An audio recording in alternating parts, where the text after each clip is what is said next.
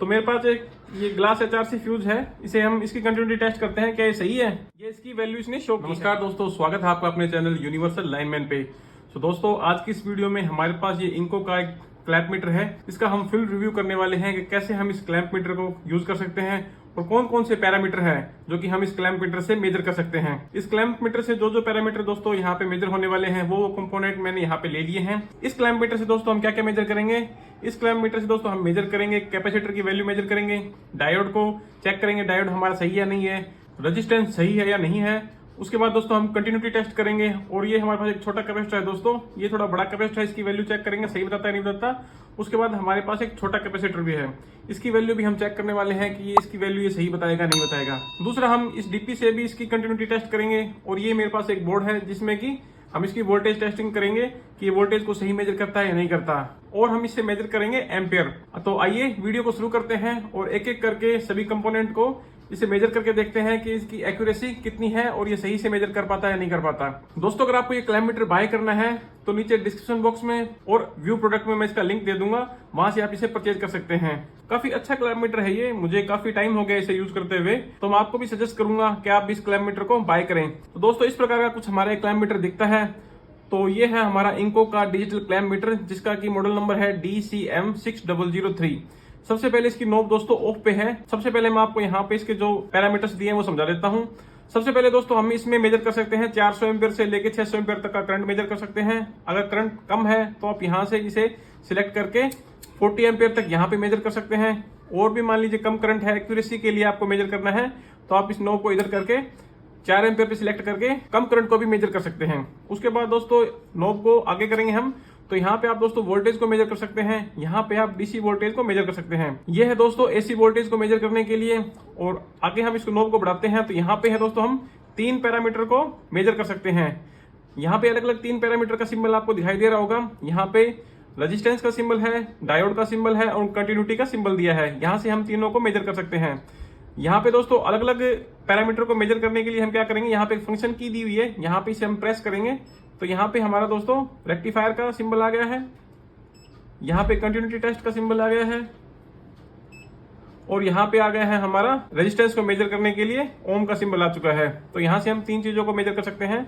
अगला जो दोस्तों हमारा फंक्शन है वो है कैपेसिटर की वैल्यू को मेजर करने के लिए। ये दोस्तों जो फंक्शन है वो बाकी मेरे पास एक मैस्टेक कंपनी का टोंग टेस्टर था, उसमें ये फंक्शन नहीं था। इसी फंक्शन के लिए मैंने इस क्लैंप मीटर को बाय किया है।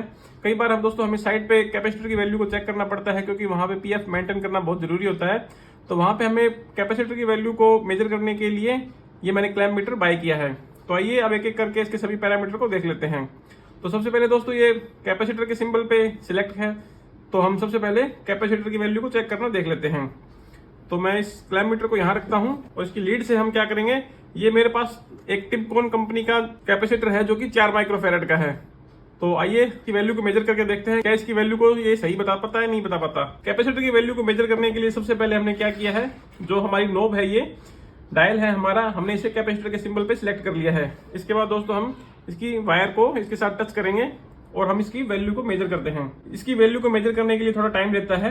ये देखिए दोस्तों यहाँ पे इसकी वैल्यू आ चुकी है 4.25, ये इसकी वैल्यू इसने शो की है। दोस्तों ये 4.25 4.27 इसकी वैल्यू क्यों बता रहा है, जबकि इसकी वैल्यू दोस्तों 4 माइक्रोफैरड है। दोस्तों ये 5% ऊपर या नीचे इसकी वैल्यू को बता सकता है। यहाँ पे भी अप या डाउन में 5% आपको यहाँ पे दिखा रखा है इसने, तो इसलिए इसकी वैल्यू को ये 4% अप या डाउन करके बताता है।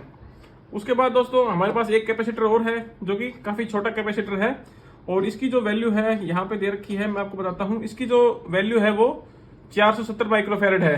तो अब हम इसकी वैल्यू चेक करते हैं, क्या इसकी वैल्यू ये बता पाएगा नहीं बता पाएगा। तो एक एक करके मैं इसकी पिन से इसकी वायर को टच करता हूँ। ये देखिए थोड़ा टाइम लेता है ये वैल्यू को मेजर करने के लिए।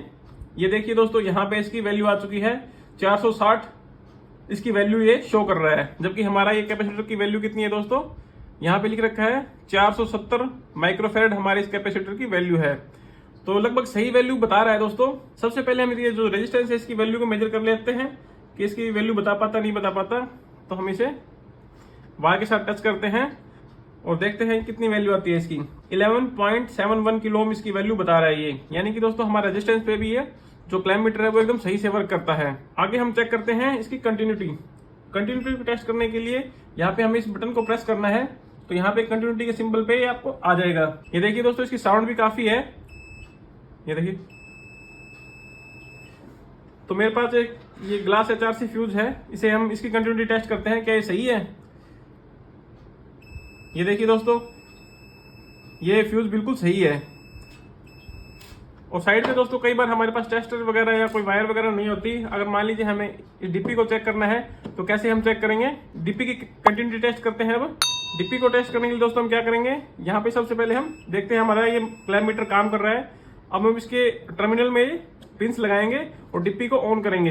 ये देखिए दोस्तों, यहाँ पे ये बीप की साउंड कर रहा है, इसका मतलब हमारी ये डिप्पी है वो एकदम सही है। और शॉर्ट सर्किट तो इसके अंदर नहीं है। वो चेक करने के लिए हम क्या करेंगे, डिप्पी को डाउन करेंगे और उसके बाद हम चेक करेंगे क्या बीप की साउंड कर रहा है। ये देखिए दोस्तों, ये बीप की साउंड नहीं कर रहा है, इसका मतलब ये जो हमारी डिप्पी है वो बिल्कुल सही से वर्क कर रही है। इसके बाद दोस्तों हमारे पास एक डायोड है, डायोड को हम चेक करते हैं ये डायोड सही है नहीं है। तो उसके लिए हमें क्या करना पड़ेगा, सबसे पहले हम इसे डायोड पे सेट करेंगे। ये देखिए दोस्तों, आपको यहाँ पे रेक्टिफायर का सिंबल दिखाई दे रहा है, तो ये रेक्टिफायर का सिंबल आ चुका है। अब हम इस डायोड को या रेक्टिफायर को हम चेक करेंगे सही है नहीं है।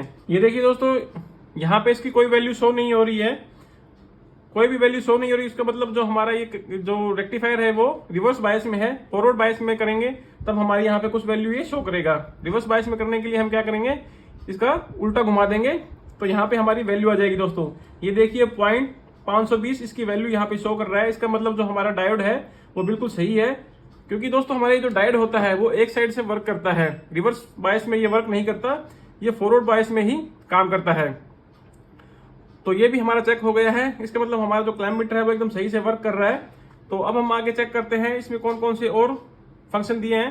तो अगला जो दोस्तों हमारा इसमें फंक्शन है वो है ये एसी वोल्टेज का। एसी वोल्टेज को चेक करने के लिए हम क्या करेंगे, एसी वोल्टेज को चेक करने के लिए हम यहाँ पे एक्सटेंशन बोर्ड में हम चेक करने वाले हैं कितनी वोल्टेज यहाँ पे आ रही है। दोस्तों ये देखिए दोस्तों, यहाँ पे वोल्टेज शो हो रही है हमारी 251.9 वोल्टेज, यानी कि काफी पीछे से काफी ज्यादा वोल्टेज आ रही है। तो इससे आप दोस्तों वोल्टेज भी मेजर कर सकते हैं। दोस्तों वोल्टेज जब हम मेजर करते हैं तो आपने देखा होगा, आपको दिखाई दे रहा होगा, यहाँ पे जो इसकी स्क्रीन है वो लाल हो चुकी है।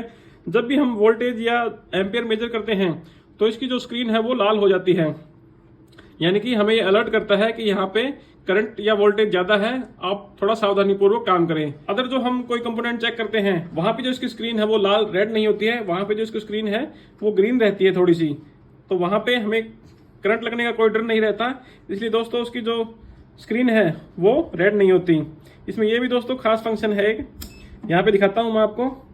जब हम इसकी स्क्रीन को ग्लो करते हैं तो ये देखिए आपको दिखाई दे रहा होगा, यहाँ पे इसकी स्क्रीन रेड नहीं है, क्योंकि यहाँ पे हमें मतलब करंट का कोई डर नहीं है, इसलिए यहाँ पे इसकी स्क्रीन जो है वो व्हाइट या जो थोड़ी ग्रीन रहती है। और वहाँ पे जब हम वोल्टेज या करंट मेजर करते हैं तो वहाँ पे दोस्तों करंट का डर रहता है, इसलिए वहाँ पे जो स्क्रीन है हमारी वो रेड हो जाती है और हमें ये इंडिकेट करती है कि यहाँ पे आपको सावधानी पूर्वक काम करना है। तो अगला जो दोस्तों फंक्शन है वो डीसी वोल्टेज का है। अब हम इसे डीसी वोल्टेज मेजर करेंगे कि डीसी वोल्टेज बता पाता नहीं बता पाता, तो उसके लिए मेरे पास एक बैटरी है, वो मैं आपको दिखाता हूँ। ये दोस्तों मेरे पास एक एक्साइड की बैटरी है जो कि मेरी बाइक की है, ये काफ़ी टाइम से ख़राब है, तो इसकी जो वोल्टेज है वो डाउन हो चुकी थी, इसलिए मैंने रिप्लेस करवाई थी। तो ये बैटरी मेरे घर पे ही पड़ी है। तो इसकी हम वोल्टेज चेक करते हैं कि कितनी वोल्टेज ये शो कर रहा है। ये देखिए दोस्तों, ये 2.74 इसकी वोल्टेज को शो कर रहा है, जो कि ये बैटरी बिल्कुल डेड हो चुकी है, इसलिए मैंने इसे चेंज करवाया था। तो इससे हम जो डीसी वोल्टेज है वो भी चेक कर सकते हैं। अब करंट मेजर करने के लिए हम क्या करेंगे, इसे हम एक स्टेप आगे करेंगे और यहाँ से हम इसका करंट मेजर कर सकते हैं। तो करंट मेजर करने के लिए हम इसकी जो ये नोब्स हैं, प्रोब्स हैं, जिसे हम प्रोब्स बोलते हैं, इनका कोई वर्क नहीं है, यहाँ से हटा देते हैं। तो दोस्तों ये था हमारा इनको कंपनी की तरफ से आने वाला डिजिटल क्लैम्प मीटर, जिसकी हमने आज रिव्यू किया है, और इससे हम कौन कौन से पैरामीटर मेजर कर सकते हैं वो मैंने सभी आपको बता दिए हैं। तो दोस्तों आशा करता हूँ आपको आज की हमारी ये वीडियो अच्छी लगी होगी। वीडियो अगर आपको अच्छी लगे तो वीडियो को लाइक करें, और अगर आप हमारे चैनल पर नए हैं तो चैनल को सब्सक्राइब करना ना भूलें, क्योंकि दोस्तों मैं आपके लिए ऐसे इंटरेस्टिंग टॉपिक पर वीडियो लाता रहता हूँ। तो मिलते हैं अगली वीडियो में एक और नए टॉपिक के साथ, तब तक के लिए जय हिंद, जय भारत।